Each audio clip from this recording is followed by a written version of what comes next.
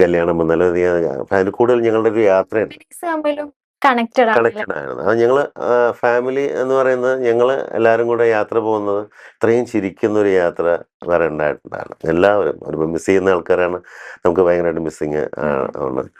പക്ഷെ അല്ലാതെയുള്ള ഞങ്ങൾ ഒരുമിച്ചൊരു പ്രോഗ്രാം ഞങ്ങൾ ഫാമിലിയായിട്ട് ട്രിപ്പ് ഉണ്ടായിരുന്നു. അപ്പോൾ ആ ട്രിപ്പിന് പോയിട്ട് ഞങ്ങൾ ഫാമിലീസ് എല്ലാം കൂടെ കൂടിയിട്ട് ഞങ്ങളുടെ എല്ലാവരുടെയും ഭാര്യമാരും മക്കളും പ്രേക്ഷകരായിട്ട് ഞങ്ങൾ പെർഫോം ചെയ്തത്.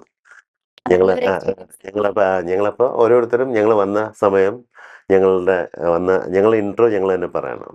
എന്നിട്ട് ഞങ്ങൾ പെർഫോം ചെയ്യും. അന്നത്തെ പഴയ കാലത്തെ പെർഫോമൻസ് അവർക്കൊക്കെ അത് ഭയങ്കര ആദ്യമായിട്ടുള്ള ഒരു എക്സ്പീരിയൻസ്. ഭയങ്കര എക്സ്പീരിയൻസ്. മക്കളൊക്കെ ഇപ്പോഴും പറയും. ഇന്നും ആ ഒരു ദിവസം ഓർമ്മയുണ്ട്. കാരണം അച്ഛന്മാരെല്ലാം പെർഫോം ചെയ്യുന്നു. അങ്ങനെ ഒരു ദിവസമുണ്ട്. അങ്ങനെയൊക്കെ രസമുണ്ട്. ഇപ്പം ഞങ്ങൾ ഗ്രൂപ്പ് ഇപ്പോഴും സജീവമായിട്ട് പോകുന്നുണ്ട്. ഇപ്പോ ഒരുപാട് പേര് ഇതിന്ന് വേർപെട്ട് പോയിട്ടുണ്ട്. അതുപോലെ നവാസിക്കാനായിട്ട് ഭയങ്കരമായിട്ടുള്ള ഒരു കണക്ഷൻ ചേട്ടന് ഉണ്ടായിട്ടുണ്ടായിരുന്നു. അപ്പോ ആ ഒരു ടൈമില് അതെങ്ങനെയാണ് ആ ഒരു വേർപാട്? നവാസിന്റെ വേർപാട് ഭയങ്കരമായിട്ട് ഇതാവുന്നത് എന്താ വെച്ചാൽ, ഒന്ന് നവാസിന്റെ ഭാര്യയും എൻ്റെ ഭാര്യയും നല്ല സുഹൃത്തുക്കളാണ്. അവരൊരുമിച്ച് അഭിനയിച്ച് ഒരുമിച്ച് നല്ല സുഹൃത്തുക്കളായ രഹനയും വൈഫായിട്ട്. ഞാനും നവാസും കോട്ടയം നസറും ഞങ്ങൾ മൂന്നുപേര് പ്രോഗ്രാമുകളൊക്കെ ഒരുപാട് ചെയ്ത് അല്ലാതെയും എപ്പോഴും ആ കോണ്ടാക്ട് കീപ്പ് ചെയ്യുകയും യാത്രകൾ പോവുകയൊക്കെ ചെയ്യുന്ന ഞങ്ങൾ മൂന്ന് പേരാണ്. അപ്പോൾ ആ മരിച്ച ദിവസം ഉച്ചയ്ക്ക് ഒരു 2:30 3 ആകുമ്പോൾ ഒരിക്കൽ കുറേ നാളുകളായി വിളിക്കാത്ത നവാസ് എന്നെ അന്ന് വിളിച്ചിട്ടുണ്ടായിരുന്നു. കുറേ നേരം സംസാരിച്ചു. ഞാൻ ഷൂട്ടിലാണ്. ഞാൻ നിന്നെ പിന്നെ വിളിക്കാം ഷൂട്ട് കഴിഞ്ഞിട്ടെന്ന് പറഞ്ഞു. അന്ന് ഈവനിംഗ് ആണ് അദ്ദേഹം മരിക്കുന്നത്. അപ്പോൾ കൊല്ലസ്തുതി അതുപോലെ നമ്മളുടെ കൂടെ യാത്രകളൊക്കെ വന്നു പോയിട്ടും ഈ പറയുന്ന ഒരു പ്രെഡിക്റ്റ് ചെയ്യാൻ പറ്റാത്ത അതെ. മരണങ്ങളെല്ലാം ഹനീഫ് ഖയുടെ അങ്ങനെ. അപ്പോൾ നമുക്കൊരു വല്ലാത്ത നഷ്ടമാണ്. ഇപ്പോൾ കുടുംബത്തിന് പറഞ്ഞറിയിക്കാൻ പറ്റാത്ത നഷ്ടമായിരിക്കാം. പക്ഷെ നമ്മൾ സൗഹൃദങ്ങൾക്കൊക്കെ ഇപ്പോഴും നവാസൊന്നും നമ്മുടെ കൂടെ ഇല്ലെന്ന് നമുക്ക് തോന്നുന്നില്ല. വിശ്വസിക്കാൻ ഗ്രൂപ്പിൽ ഇപ്പോഴാണ് നമ്മൾ ഗ്രൂപ്പിൽ നിന്ന് ഇപ്പോഴാണ് മാറ്റിയത്. കാരണം വെച്ചാൽ നമുക്ക് ഇടയ്ക്ക് ആ പേര് കിടക്കുന്നത് കൊണ്ടുള്ളൊരു ഇതുണ്ടാകും. പക്ഷെ അതല്ലെങ്കിൽ അവരുടെയൊക്കെ മരണത്തിന് ശേഷം നിങ്ങൾ പിന്നെ കൂടിയിട്ടുണ്ടോ? നിങ്ങൾ ശേഷം ഇല്ല അല്ലേ? എന്തായാലും പിന്നെ അടുത്തൊരു കൂടലില് എന്തായാലും മിസ് ചെയ്യും. അതെ മിസ് ചെയ്യും. കാരണം ഞങ്ങൾ അന്ന് പോയതിൻ്റെ വീഡിയോസും എല്ലാം നവാസ് പാടിയ പാട്ടുകളും എല്ലാം ഞങ്ങളുടെ മൊബൈലിലെല്ലാം ഉണ്ട്. അതൊക്കെ വലിയ കഷ്ടം. നമുക്ക് പറയാൻ പറ്റില്ല. നമുക്ക് നഷ്ടപ്പെട്ടു പോകുമ്പോഴാണ് അതിൻ്റെ ഒരു ബുദ്ധിമുട്ട് നമുക്ക് മനസ്സിലാവുന്നത്. സാർ അപ്പൊ നമുക്കൊരു റാപ്പിഡ് ഫയറിലേക്ക് പോയാലോ?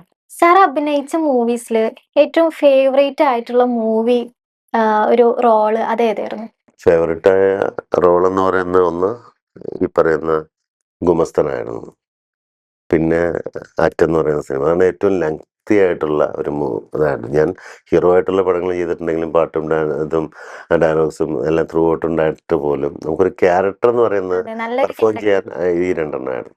പിന്നെ കുറച്ച് ആയിട്ട് നന്നായ കുറേ സിനിമകൾ ഇപ്പോൾ പുലിവാൽ കല്യാണം എടുക്കുമ്പോഴും റോമൻസ് എടുക്കുമ്പോഴും ആളുകൾക്കൊക്കെ ഇപ്പോഴും പറയാനുള്ള സിനിമകൾ അതൊക്കെ ആയിരിക്കും. ഇപ്പോൾ രേഖാചിത്രത്തിൽ കുറച്ച് 2 സീനുകളെങ്കിലും അത് പോലും ശ്രദ്ധിക്കപ്പെടുന്നതായിരുന്നു. അപ്പം ചില സിനിമകളിൽ അങ്ങനെയും വരും. അപ്പം അതൊക്കെ എനിക്ക് പ്രിയപ്പെട്ട തന്നെയാണ്. എല്ലാ സിനിമയും ഒരു സീൻ അഭിനയിച്ച സിനിമയും പ്രിയപ്പെട്ടത് തന്നെയാണ്. പക്ഷേ റോളുകളിൽ ലെങ്ത് ഉണ്ടാകുമ്പോൾ ആ സിനിമയ്ക്കും കൂടെ അത് ഗുണമാകുമ്പോഴേ അതെ.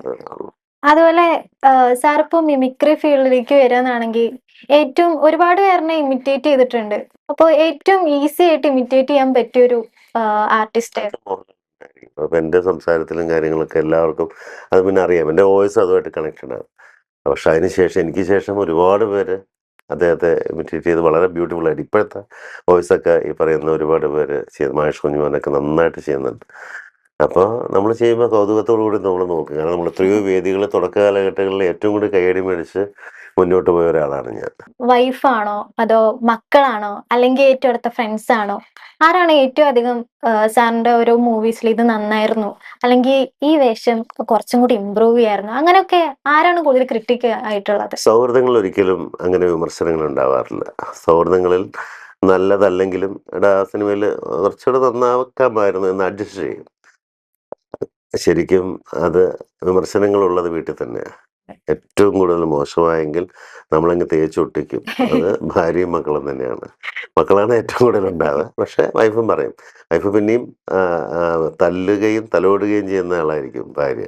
എന്നുവെച്ചാൽ പറഞ്ഞെങ്കിൽ പിന്നെ സമാധാനിക്കും. മക്കൾക്ക് യാതൊരു ഇതുണ്ടല്ലോ, എന്തോ അച്ഛൻ കാണിച്ചു വെച്ചേക്കുന്നത്, അല്ലെങ്കിൽ ആ പടത്തിൽ വളരെ ബോറായിരുന്നു എന്നൊക്കെ പറയും. അപ്പൊ പോരാത്തതിന് ഇപ്പത്തെ ജനറേഷന് ആ ഒരു രക്ഷയില്ല. അപ്പൊ വിമർശനം നല്ലത് അതേപോലെ പറയും, അച്ഛൻ നന്നായിട്ട് ചെയ്തു, അല്ലെങ്കിൽ നല്ല പെർഫോമൻസ് ആയി. വിമർശനങ്ങൾ എപ്പോഴും വീട്ടിൽ തന്നെയാണ്.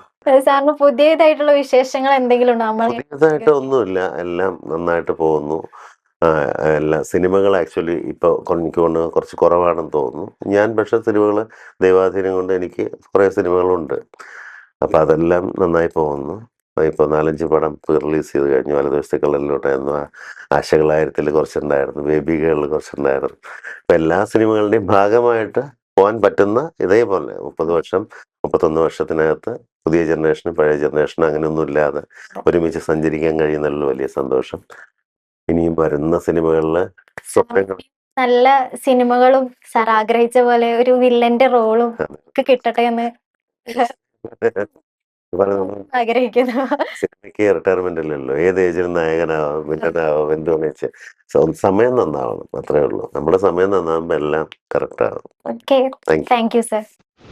മലയാള മിനി സ്ക്രീൻ രംഗത്തും സിനിമാ രംഗത്തും ഏറെ സുപരിചിതനായ നടനാണ് ഷാജു ശ്രീധർ. സിനിമയിലൂടെയും സീരിയലിലൂടെയും എല്ലാം നമുക്ക് നർമ്മപ്രധാനമായ കഥാപാത്രങ്ങളാണെങ്കിലും സീരിയസ് കഥാപാത്രങ്ങളാണെങ്കിലും അദ്ദേഹത്തിൻ്റെ കയ്യിൽ ഒതുങ്ങും എന്ന് നമുക്ക് മനസ്സിലായിട്ടുണ്ട്. ചാന്ദിനിയാണ് ഷാജുവിൻ്റെ ഭാര്യ. പ്രണയവിവാഹമായിരുന്നു ഇരുവരുടേതും. ഇവരുടെ ഇൻ്റർവ്യൂകളെല്ലാം തന്നെ വളരെ രസകരമാണ്. നമ്മൾ കണ്ടിരിക്കാനൊക്കെ ഇഷ്ടപ്പെടുന്നൊരു തരത്തിലുള്ള വീഡിയോകളാണ്, ഇൻ്റർവ്യൂസാണ് ഇവരുടെ കുടുംബ വീഡിയോകളെല്ലാം.